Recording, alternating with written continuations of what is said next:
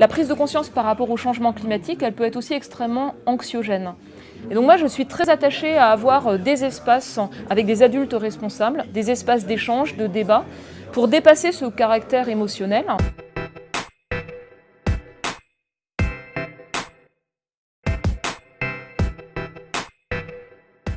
Dans les décennies à venir, on s'attend à la poursuite de tendances déjà observées, c'est-à-dire plutôt une tendance à l'augmentation des précipitations en moyenne annuelle dans le nord, plutôt une diminution en moyenne annuelle dans le sud, une augmentation dans le sud de la France de l'intensité des pluies torrentielles, donc les événements de type Cévenol, et puis une augmentation de la fréquence de l'intensité des vagues de chaleur.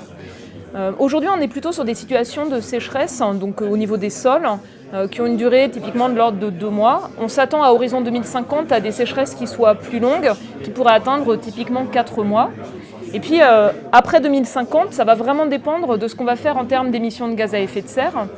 Si dans le monde entier, les émissions mondiales de gaz à effet de serre diminuent fortement, alors on peut avoir une stabilisation en fait après 2050. Si par contre les émissions mondiales de gaz à effet de serre continuent à augmenter comme c'est le cas, dans ce cas-là, on aurait vraiment une accentuation très forte de l'ensemble de ces caractéristiques, donc un bouleversement en réalité de la répartition de l'eau.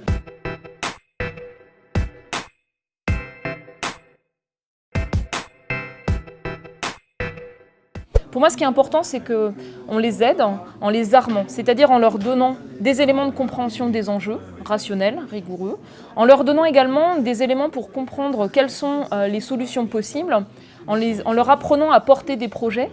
parce que si on n'a pas ce cadre-là, ce cadre par exemple dans le temps de l'école, du collège, du lycée, des universités ou des centres de formation, on les laisse vraiment très démunis.